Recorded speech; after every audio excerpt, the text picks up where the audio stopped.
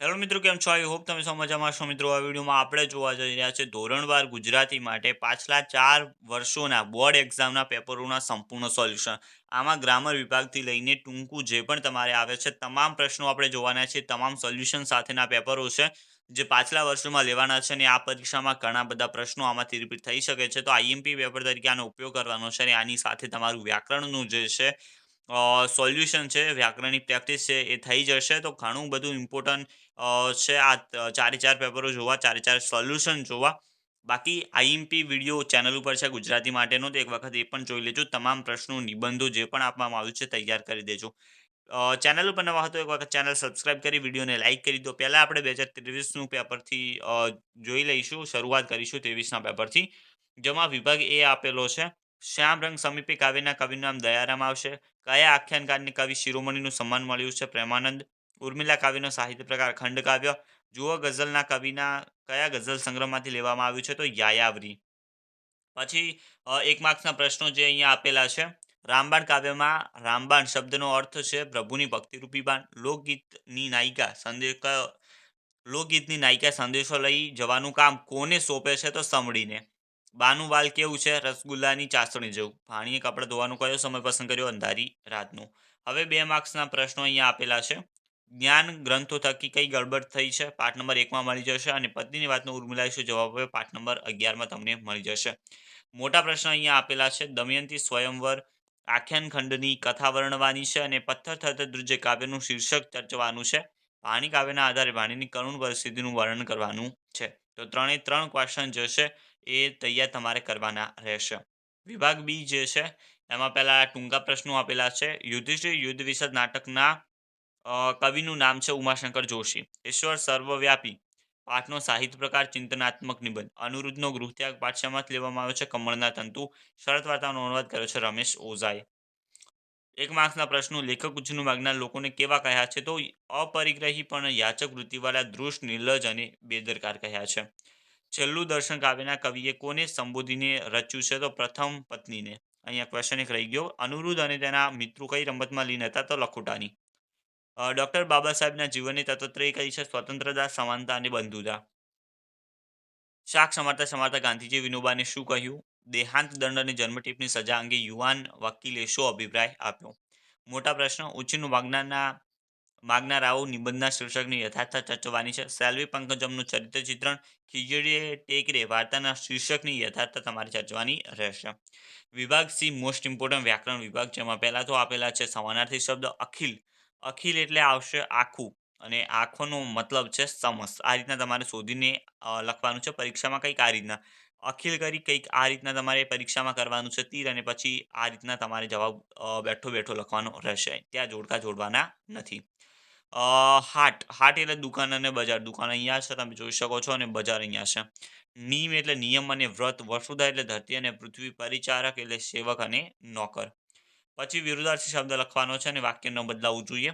શ્રીધરબંધ doctor બાબા સાહેબના ખૂબ નિકટનાની જગ્યાએ લખવાનું છે દૂરના. પછી મિત્ર હતાની જગ્યાએ મિત્ર નહોતા. અનાથ બાળકો માટે એ નરક ન ગણાય. સ્વર્ગનું વિરુદ્ધાર્થી થશે નરક. નરક ન ગણાય.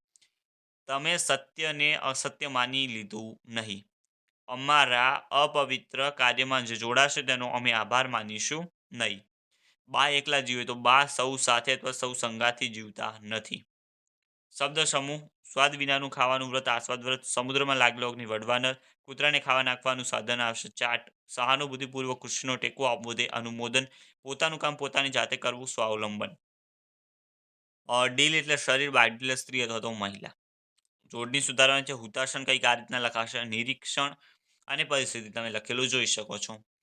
પછી અહીંયા આપેલું છે કૌંસ પ્રમાણે કરવાનું છે. પહેલામાં વિશેષણ શોધવાનું છે, તો મીઠી વિશેષણ છે. પછી વિશેષણ લખવાનું છે, તો ખાલી જગ્યા. શિક્ષકો બચ્ચાઓની દેખભાળ રાખતા હતા, તો 3-4. મેં તો ચોખલા ઓર્યા શેર. નિપાત છે તો. સંગીત અને નૃત્યના હોલમાં પ્રવેશતા જ ખાલી જગ્યા હું અચકાઈને ઊભો રહી ગયો, તો જ આવશે નિપાત.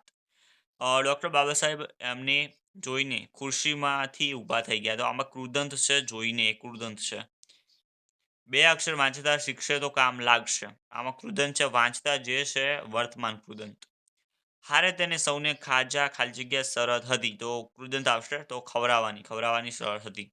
રૂઢિપ્રયોગ છે ખાતર પાડવું એટલે ચોરી કરવી, આપ પાડવું એટલે ખૂબ દુઃખ આપી પડવું અને લોહી ઉકળી ઉઠવું એટલે ગુસ્સે થવું. આ સિવાય તમારે આનો વાક્યમાં પણ પ્રયોગ કરવાનો છે તો એ ભૂલી ન જતા. પછી સૂચના પ્રમાણે કરવાનું છે. લેખન રૂઢિની દ્રષ્ટિએ સુધારવાનું છે તો અહીંયા જગ્યા દેવરાજ અને ને વચ્ચેની જગ્યા દૂર કરી દેવાની છે. ચણચણાટી પાસે લાવી દેવાનું છે. આ પણ પાસે લાવવાનું છે. ભાષા શુદ્ધ કરવાની છે. આ સાલ વરસાદ સારો થાય તો વતનમાં જઈશું આવશે. ઓકે. પદક્રમ ગોઠવવાનો છે જે તમે અહીંયા ક્રમ આપેલો જોઈ શકો છો. આવતીકાલે 12 વાગે મને મારી સ્વતંત્રતા મળશે. પ્રત્યય સુધારવાનો છે. બોલવાનો ટેવ પહેલેથી હતી તો મને બોલવાની નોની જગ્યાએ ની આવશે. પછી અહીંયા આપેલા છે સંકુલ સંયુક્ત વાક્યોને સાદા વાક્ય બનાવવાના રહેશે. પહેલા એ અભણ પહેલા એ અભણ પહેલું વાક્ય આવશે. પહેલા એ અભણ હતો પહેલું વાક્ય આવશે. એ તોફાની હતો એ બીજું વાક્ય આવશે અને સંયોજક આમાં છે અને. હું કાશી આવે પહેલું વાક્ય. ત્યાં બાપુના ભાષણની ચર્ચા ચાલતી હતી બીજું વાક્ય અને ત્યારે જે છે એ તમારું સંયોજક. પરમેશ્વર આંખે દેખાતો નથી પહેલું વાક્ય. બીજું આવશે પરમેશ્વરને અનુભવમાં લઈ શકાય છે અને સંયોજક આવશે પણ. અહીંયા પછી જોડવાના છે વાક્યો તો તમે સાવ ઇઝી છે તમે જોઈ શકો છો. તો કે અને પણ લગીને વાક્યો જોડી દેવાના છે. વિભાગ ડી તમે જોઈ શકો છો જેમાં એક કાવ્ય આપેલું છે જેના ક્વેશ્ચન તમે અહીંયા ટીક કરેલા જોઈ શકો છો. તમામ ક્વેશ્ચન ટીક કરેલા છે. નીચે પછી એક ફકરો આવે છે તો એના પણ ક્વેશ્ચન તમે ટીક કરેલા જોઈ શકો છો. કે એક વખત વિડીયો પોઝ કરીને જોઈ લો. ગમે તે ફકરો રિપીટ થઈ શકે છે. નીચે પછી ત્રીજા ભાગમાં સંક્ષિપ્તકરણ અહીંયા જે પણ અંડરલાઈન કરેલી છે એટલું જ તમારે લખવાનું છે. અને એનું શીર્ષક અહીંયા આપી દીધેલું છે કલાનું મહત્વ. તો અંડરલાઈન કરેલી વસ્તુ લખીને કલાનું મહત્વ લખી દેવાનું રહેશે. વિચારક્રમની રીતે લખવાનો છે તો આનો પણ જવાબ મેં લખી દીધેલો છે. પાઠ નંબર 16માંથી આ ફકરો લેવામાં આવ્યો છે. પૂરો ફકરો વાંચતો નથી પરંતુ તમે અહીંયા ક્રમ જોઈ શકો છો. અહીંયા પહેલું વાક્ય આ છે, બીજું આ છે, ત્રીજું આ છે, ચોથું આ છે અને પાંચમું આ છે. તો એક વખત જોઈ લો સારી રીતે. વિભાગ ઈ જેમાં પહેલા તો એક તમારે અરજી અહીંયા આપેલી છે તમે જોઈ શકો છો. નીચે પછી વાદાત્મક ગદ્યમાં રૂપાંતર કરવાનું છે. એ ન આવડે તો પછી અહીંયા નીચે શું છે ભાવાત્મક ગદ્ય જે ઇઝી હોય છે લખવામાં તો જીવનમાં ચરિત્રનું મહત્વ એના ઉપર લખવાનું છે તો એ બંનેમાંથી એક લખવાની હોય છે. નિબંધ જળ જ જીવન, અવાજ પ્રદૂષણ આજનો પ્રાણ પ્રશ્ન અને મોબાઈલ કરતાં જિંદગી સસ્તી. હવે આપણે બીજું પેપર જોઈ લઈએ મિત્રો જે 2022નું પેપર છે જેનો વિભાગ એથી આપણે શરૂઆત કરી લઈએ. ચેનલ સબસ્ક્રાઇબ કરતા જજો મિત્રો. સમગ્ર બ્રહ્માંડમાં કોણ વ્યાપેલું છે? પરમાત્મા. ગોપી શો નિયમ લે છે? શ્યામ રંગની સમીપને જવાનું. નાયિકા કોને સંદેશો મોકલવા ઝંખે છે? તો દાદાને. 1 માર્ક્સના પ્રશ્નો અહીંયા આપેલા છે. ઉર્મિલા કાવ્યમાં કવિએ યોજેલા બે છંદના નામ તમારે જણાવવાના છે. તો મંદાક્રાંતા અને અનુષ્ટુપ. દમયંતી સ્વયંવર કાવ્યનો સાહિત્ય પ્રકાર આખ્યાન અંશ આવશે. જુઓ કાવ્યના કવિનું નામ આવશે શ્યામ સાધુ. રામબાણ શબ્દનો અર્થ પ્રભુની ભક્તિરૂપી બાણ. ગામની ભાગોળી લોકો શા માટે એકઠા થયા હતા? તો અનાચાર આચરનારી અબળાને એના કૃત્ય માટે ન્યાય આપવા માટે. બા શા માટે એકલા પડી ગયા? તો પતિનું અવસાન થયું અને સંતાન શહેરોમાં વસે છે એટલા માટે. પાણી કપડા ધોવા કયો સમય પસંદ કર્યો? અંધારી રાતનો. 2 માર્ક્સના ક્વેશ્ચન. ચારે દેવ એકબીજાને શા બાબ્યા? શ્યામ રંગની પાસે નહીં જવાનો નિયમ પોતે નહીં પાડી શકે એવું ગોપીને શા માટે લાગે છે? ઓલિયાએ ગ્રામજનોને શું કહ્યું અને એનું શું પરિણામ આવ્યું? મીરાબાઈ ઉપર રાણાજીએ શા માટે ક્રોધ કર્યો? મોટા પ્રશ્નો છે. ઉર્મિલા કાવ્યને આધારે લક્ષ્મણનું ચરિત્ર ચિત્રણ કરવાનું છે અને અખિલ બ્રહ્માંડમાં પદમાં નરસિંહ મહેતા પરમ તત્વની સી રીતે સમજાવે છે. વિભાગ બી તમે જોઈ શકો છો અહીંયા આવે. ભોજા રહેઠાણમાં શું બનાવ્યું હતું? કુબો. બાળપણથી જ વિનોબાનું મન કયા બે સ્થળે જવા તરસતું હતું? તો બંગાળ અને હિમાલય. અમરનાથની યાત્રા કયા સમયમાં સરળ પડે છે? અષાઢ કે શ્રાવણ માસમાં. યુધિષ્ઠિર યુદ્ધ વિષાદ પાઠના લેખકનું નામ ઉમાશંકર જોશી. કાશ્મીરમાં કયા કયા મનોહર સ્થળો જોવા લાયક છે? તો વેરીનાગ, સોનમર્ગ, ટુલિયન તલાવ. ઈશ્વર સર્વવ્યાપી પાઠનો સાહિત્ય પ્રકાર આવશે ચિંતનાત્મક નિબંધ. 1 માર્ક્સના ક્વેશ્ચન આવશે. ઉછીનું માગનારમાં કયો ગુણ હોતો નથી? તો કઈ વસ્તુ મગાય ને કઈ વસ્તુ ન મગાય એ ગુણ હોતો નથી. વનની વિડંબનાઓ શાળા કરતાં સારી હતી? તો ભીષણ હત્યાકાંડ પછીની સમૃદ્ધિ કરતાં સારી હતી. લેખક પ્રભાશંકરના કયા લક્ષણો દર્શાવે છે? તો સૌજન્ય, નિષ્પૃષતા, નિર્ભિમાનતા, પરહીનતા આ લક્ષણો એમને દર્શાવ્યા છે. શા માટે મણિભાઈને સરકારે છોડી મૂક્યા? કારણ કે એ થોડા માંડલા હતા. પછી 2 માર્ક્સના ક્વેશ્ચન અહીંયા આપેલા છે. મોટા હોલમાં પ્રવેશતા નાયકને કયું દ્રશ્ય જોવા મળ્યું? દેવરાજ પોતાના પિતા અને કુટુંબને મેરુ પર શા માટે લઈ જવા ઈચ્છે છે? ઉપાલીને પ્રથમ પ્રવચન આપવાનો આગ્રહ શા માટે રખાયો? ઉદ્દલકે શા માટે શ્વેત કેતુને પાણીમાં મીઠાનો ગાંગડો નાખી સવારે લઈ આવવા કહ્યું? મોટા પ્રશ્ન છે. સેલ્વી પંકજમનું ચરિત્ર ચિત્રણ તમારે કરવાનું છે અને ખીજુજી ટેકરે પાઠના શીર્ષકની યથાર્થતા મોસ્ટ ઇમ્પોર્ટન્ટ આ બંને ક્વેશ્ચન છે, તૈયાર કરી દેજો. વિભાગ સી જોઈ શકો છો. મહેમાન. મહેમાન એટલે આવશે અતિથિ અને પરોણો. તમે અહીંયા જોઈ શકો છો. કર્તવ્ય એટલે ધર્મ અને ફરજ. તાસ એટલે સ્વભાવ અને પ્રકૃતિ. સમંદર એટલે દરિયો અને સાગર. બાણ એટલે શર અને તીર. વિરુદ્ધાર્થી શબ્દ લખવાના છે. હું શાંતિનો જગ્યાએ અશાંતિનો લખી પછી વાક્ય જે છે એ બદલાવું ન જોઈએ, એ રીતે લખેલું તમે જોઈ શકો છો. મને શરત મંજૂર છે, મને શરત નામંજૂર નથી. ભગવાને સંમતિ દર્શાવી, ભગવાને અસંમતિ દર્શાવી નહીં. મારો ચોકીદાર ઈમાનદાર છે, તો મારો ચોકીદાર બેઈમાન નથી. એમની બુદ્ધિ, પ્રતિભા તથા કાર્ય શક્તિ અપાકર્ષક નહોતા. શબ્દ સમૂહ. જાહેર તેમજ ખાનગી જીવનમાં ચોક્કસ નીતિ નિયમોનું પાલન એટલે આચારસંહિતા. જેમાં ધર્મની સમજ ન પડે તેવો કઠિન પ્રસંગ, ધર્મ સંકટ, પાછું આવવાની સાથે આપેલી વસ્તુ કે નાણું ઉછીનું, પહેલેથી જ બંધાયેલો અભિપ્રાય, પૂર્વગ્રહ, નીલા રંગનું વસ્ત્ર નીલાંબર, મલક એટલે પ્રદેશ, કારજ એટલે કે કાર્ય. જોડણી તમે અહીંયા જોઈ શકો છો. કૌંસ પ્રમાણે અહીંયા કરેલું તમે જોઈ શકો છો મિત્રો. પહેલામાં નિપાત શોધવાનો છે તો જ આવશે, બીજામાં નિપાત લખવાનો છે તો પણ આવશે, ત્રીજામાં વિશેષણ શોધવાનું છે તો વહેલી, હળવો અને ત્રણ વિશેષણો આપેલા છે. સમાજની પ્રગતિ માટે મેં ખાલી જગ્યા યોજનાઓ બનાવી, વિશેષણ આવશે તો અનેક યોજનાઓ બનાવી. ક્રુદન શોધવાનું હતું, બોલતા આવશે. લાકડાની પાટ પર ખાલી જગ્યા હુક્કો ગગડાવતા હશે તો ક્રુદન છે બેઠા બેઠા. કાચા ખીજડીમાંથી કાકરા વીણતી વીણતી આ સાંભળી રહી હતી. તો કૃદંત લખવાનું છે તો વીણતી વીણતી જે સંબંધક ભૂત કૃદંત આપેલું છે. અહીંયા પછી અર્થ વિસ્તાર છે. હવાઈ કિલ્લા બાંધવા અસંભવ અને અશક્ય મનોરથ સેવા. સોપો પડી જવો એટલે શાંત સ્તબ્ધ થઈ જવું. ગઈ ગુજરી ભૂલી જવી એટલે ભૂતકાળની ઘટના યાદ ન કરવી. અહીંયા પણ કૌંસ પ્રમાણે તમારે કરવાનું છે. એ જ છે લેખન રૂઢિની દ્રષ્ટિએ સુધારવાનું છે તો આ બંને નજીક લાવી દેવાનું છે. ભાષા શુદ્ધ કરવાનું છે તો કાંઠે લખવાનું રહેશે, કિનારે જશે દૂર કરી દેવાનું છે અને અહીંયા હતા લખવાનું છે. પ્રત્યય સુધારવાનો છે તો આમાં મ આવશે અને વાક્ય તમે ક્રમમાં ગોઠવેલું જોઈ શકો છો. ક્રમ ઓલરેડી આપેલો છે. પછી અહીંયા તમારે સંયોજક શોધવાનું છે અને વાક્ય અલગ કરેલા તમે જોઈ શકો છો. અ, જેમાં આ જે છે પહેલું વાક્ય છે, આ બીજું વાક્ય છે અને વચ્ચે જે છે આ જે છે એ સંયોજક છે. તો એ રીતે તમે જોઈ શકો છો. નીચે પછી વાક્ય જોડવાના છે, એ પણ મેં લખી દીધેલા છે. વિભાગ ડીમાં પછી કાવ્ય હોય છે, એના ઉપરથી પ્રશ્નોના જવાબ તમે જોઈ શકો છો. બહુ ઇમ્પોર્ટન્ટ છે. ઓકે, જે જવાબ પણ મેં આપી દીધેલા છે. તો એક વખત વિડીયો પોઝ કરીને જોઈ લો. ગમે તે તમારે જે કાવ્ય છે એ રિપીટ થઈ શકે છે. નીચે પછી ફકરો આપેલો છે, એના પણ પ્રશ્નો તમે ટીક કરેલા જોઈ શકો છો. જે રીતે અંડરલાઈન કરેલી છે એ જ તમારા લાઇનસર આવશે તમારા જવાબો પ્રશ્નોના. તો એક વખત જોઈ લો. નીચે હવે સંક્ષિપ્તીકરણ કરવાનું છે. આ પણ મેં કરી દીધું છે તમારા માટે કોઈ કષ્ટ રાખ્યું નથી. અંડરલાઈન કરેલું જે પણ લાઈન છે એટલું જ તમારે લખવાનું છે બેઠું. અને પહેલું શીર્ષક આપ્યું છે અભયની પ્રાપ્તિ, બીજું શીર્ષક જો તમારે આપવું હોય તો અભયનો પ્રાપ્તિ માર્ગ. નીચે પછી વિચાર ક્રમમાં ગોઠવવાનું છે, એ પણ મેં અહીંયા કરી દીધેલું છે. અને અહીંયા તમારે સમજ ન આવતું હોય તો પાઠ નંબર 2 તમારો ખોલીને આ ફકરો જોઈ લો તમે. બાકી ક્રમ મેં આપી દીધેલો છે. વિભાગ ઈ જે છે, પહેલા તો અરજી જ આવે છે, બીજું વાદાત્મક ગદ આપેલું છે. એ ન લખવું હોય તો જીવનમાં ચરિત્રનું મહત્વ ઉપર પણ રિપીટ થઈ ગયું છે. જે ભાવાત્મક ગદ છે તો એ લખી શકો છો. બાકી નિબંધો અહીંયા આપેલા છે. 21મી સદીની વૈશ્વિક સમસ્યાઓ, વસંતનો વૈભવ અને પુસ્તકોની મૈત્રી. હવે ત્રીજું પેપર જોઈશું આપણે. બાકી રાખવાનું નથી કંઈ પણ. ત્રીજું પેપર છે. વિભાગ એથી શરૂઆત કરી લઈએ છીએ. રામબાણ કૃતિનો કાવ્ય પ્રકાર છે પદ ભજન. પ્રેમાનંદે આખ્યાનનું કથાવસ્તુ શામાં લીધું છે? પૌરાણિક ગ્રંથોમાંથી. દયારામ રચિત કઈ ગરબી તમારા અભ્યાસક્રમમાં છે? શ્યામરંગ સમીપે. શ્યામરદાસ મૂળદાસ સોલંકી ઉપનામ શ્યામ સાધુ. એક માર્ક્સના ઉત્તર લખવાનું છે. ગોપીએ કયો નિયમ લે છે? તો શ્યામરંગની નજીક ન જવાનો નિયમ લે છે.